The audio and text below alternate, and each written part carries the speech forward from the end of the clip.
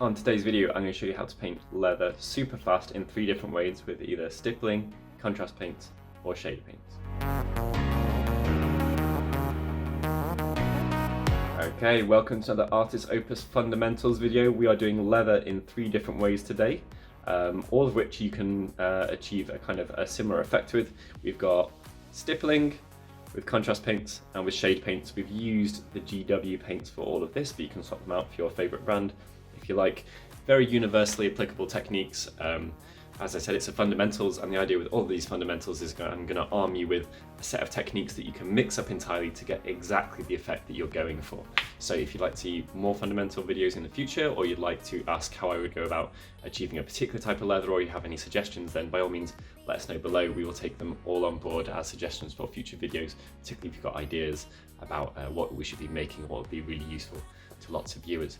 You can change all of these in terms of colours and do them for cloth. So if you wanted to use like beigey colours or grey ones, or maybe a really light soft brown which goes into a bony hue, something like that, it looked like cotton rather than leather. Maybe I just suggest using a matte varnish afterwards to get rid of the sheen that you get from using the washes or the contrast paints, which I think works perfectly for leather, but maybe isn't such a good idea if you're trying to do less reflective surfaces.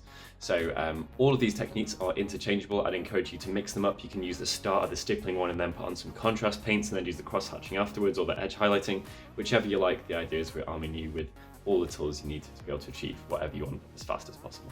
Believe it or not, this is our starting point for our 3 different types of leather. We're starting in very different directions. We've got Skrag brown, and then we've got chaos black, and then just grey Seer as an undercoat.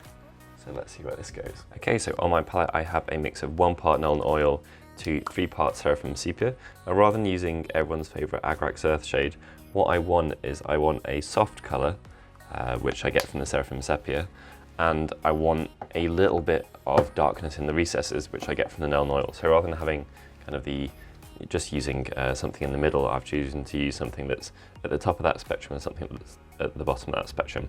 We've got a bit of Lamium Medium in there, and over our Skrag brown, we're just going to be doing a careful coat. Now, I don't want this too thick. I'm using a nice big brush. This brush will probably cover the entire model, size 4. And we're looking to not build up any particular wells. You can see that I've just soaked those all away. Even in these really obvious creases, I don't want to get too much in there. Last final check to make sure that nowhere it's too thick. That's really important. And then we'll leave that to dry. So you can see, even with me soaking some up from the recesses, I could have been a little bit more diligent.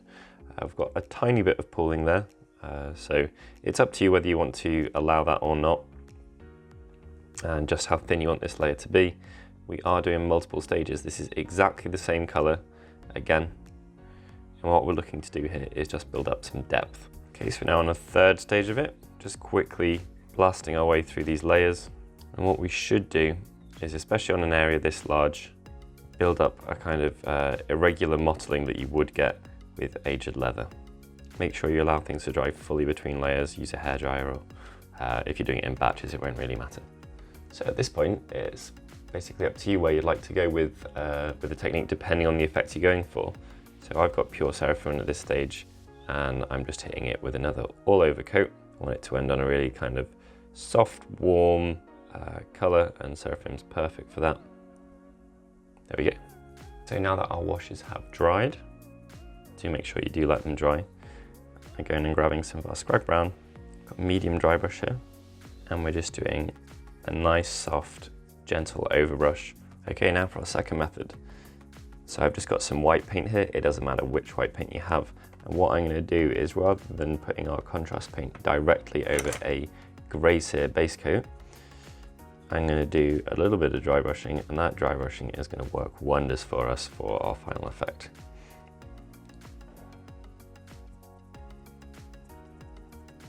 So you're just looking to enhance what you've got there. You've got a nice flat coat of your primer down, and what we can do before we put down our texture-based contrast paint, where the raised areas are going to end up brighter than the recesses, we can exaggerate that even further with just one super simple, super easy step. And now our raised areas are going to be even brighter with that contrast. So it's up to you how you want to do this. You can do it all over and just hit everywhere kind of equally. You can hit areas that are upwards facing a bit heavier, or particular creases or parts of the model heavier. Maybe you want it darker towards the bottom, so you hit it less, or maybe you want it brighter towards the edges, so you hit them more. So we've got our snakebite leather here, and we're simply going to place that neat over the entire area in question. Now I do want you to, like we did with the washes in the first type of leather, I do want you to exercise a little bit of caution with this, and anywhere where you've got dramatic pooling, just use that as a palette for the rest of your paint job. This is a particularly strong contrast paint. It's got a lovely kind of oily feel to it. So just go around, and anywhere where you've got excess, daub it up, and then do some brush strokes if you've left something that looks too irregular. If you do go in there and soak it up like I have in that section, and do some brush strokes and end them at the point where you are cool with it being the darkest. Makes a really big difference. So I've done all the mopping up. Some areas you might want to leave. I quite like the shading that we're getting on this section here. And what you'll find with these paints is that the smaller and more exaggerated the area is, kind of the better job that they tend to do with the least effort. So areas like that kind of cowl or hood or whatever you'd say it is there will just go perfectly. So again, taking similar principles to our last one, can grab a bit of Lamian medium, mix up a softer version of our contrast, probably about 50-50, and knit this entire thing with a second coat. I find that just a little bit of medium really does make this a much more kind of reliable, predictable, fast and pleasant paint to work with in general, and that stands for most of the contrasts. Okay, so for highlighting our snakebite leather, I've got a mix of Skrag Brown and Averland Sunset 50-50. It's quite a warm leather, so it's got a real yellow tint to the snakebite, so I think it's worth mixing any yellow with any browns that you're using.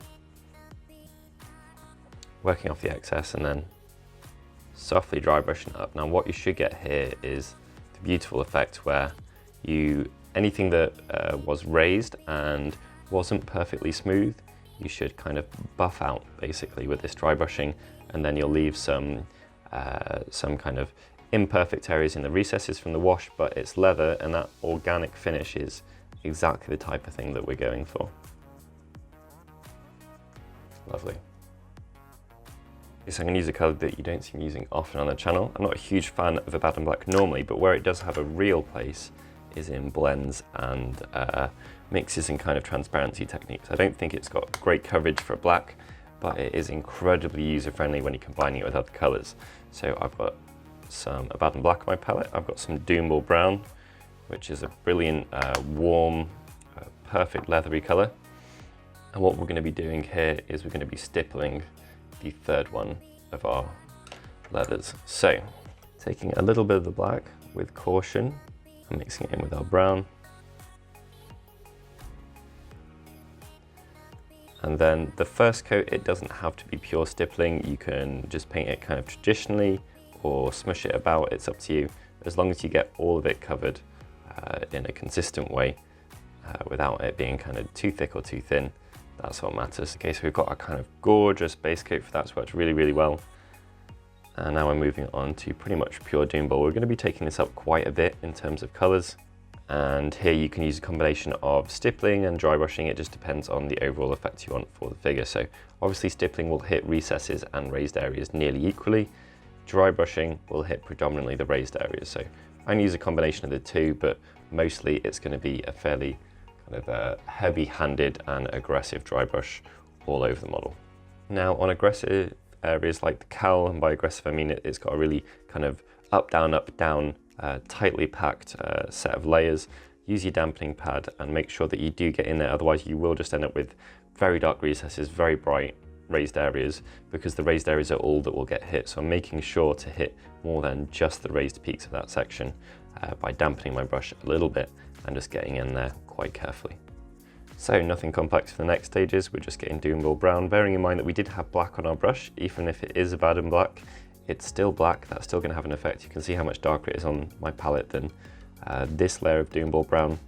So what that means is that for our next stage, we can just take out the pure Doomball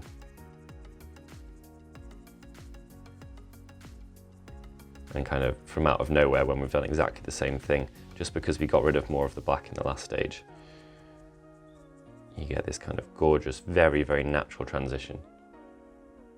Really perfect leathery colours there. These paints, being Games Workshop, do have a slightly satin finish to them, and that is fantastic for leather in general. You kind of want that kind of soft, ever so slightly shiny feel to things.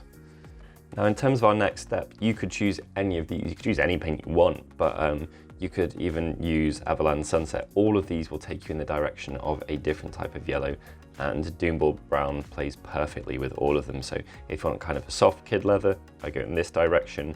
Really warm, soft one, this direction. You could even go Food to Bone, and that will make yours look slightly harder, and you're just using a lighter version of the Doomball if you do that. I'm gonna go for Skrag, because it's a personal favourite of mine. And again, because we've got our previous colour on our brush, if I just work that Skrag into the brush, I don't even have to go to the Doomball. It's there, it's evident. Just from our previous stages, work it in. That'll make sure that we're getting a nice kind of soft effect anyway. For the first stage, we'll get a very, very natural transition.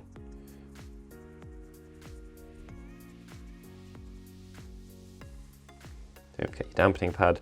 Be aware when you go back and use your dampening pad, not only are you going to soften up the paint that you've got there and manage to get it to exit the brush when you'd struggle normally, you are going to reawaken previous layers of paint. So sometimes when you use the dampening pad, you can end up with a slightly, that Doomball from the previous layer, you could awaken more without you realizing that that's kind of going to be the effect you have.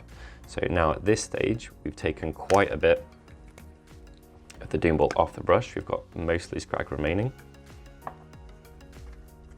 And again, just with the previous step, this is going to be a much more pure version of whichever colour you're using.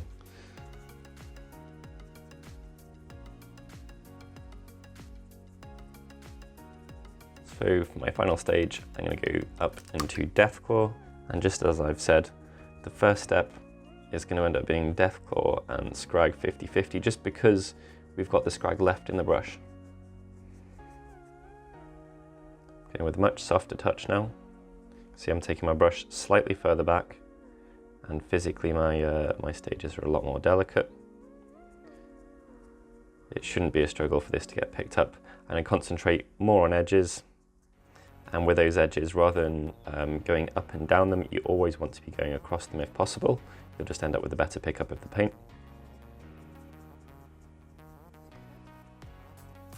And then, as with previous steps, I'm going to go for a more pure version of it. What I'm going to do first, though, is using our dampening pad, I'm just going to clean a load of this off the brush.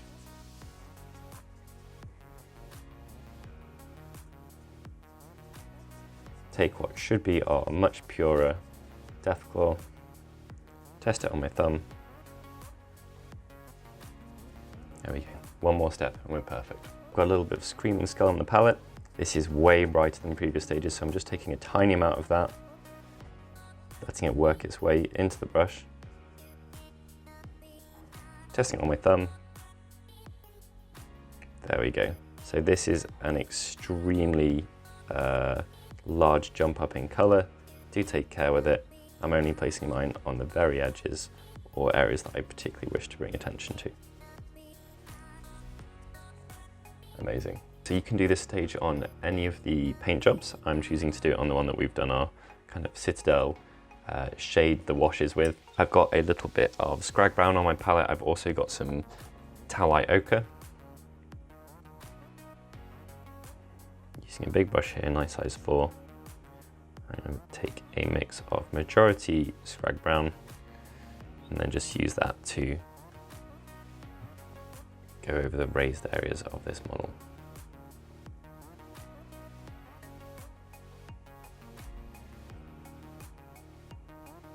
It's up to you how much of this you want to do, if any, whatsoever, but it is quite a nice way to finish off those sharp raised areas.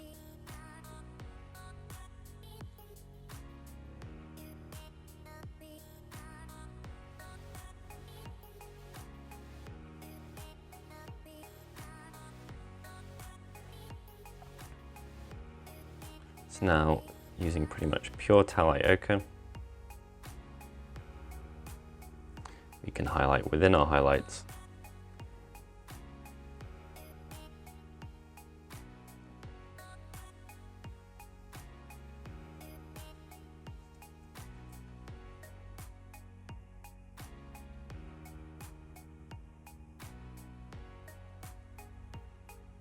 Now if I want to do something nice which is slightly cartoony, I'm going to jump right down to 00. I really like the effect of this, and what I'm going to be doing here is just adding some little crosshatch sections to suggest wear and tear on these.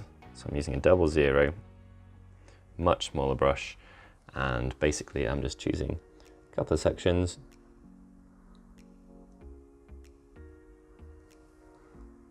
Make sure you've got your dilution right, really important. You want your paint to be leaving your brush extremely readily and easily.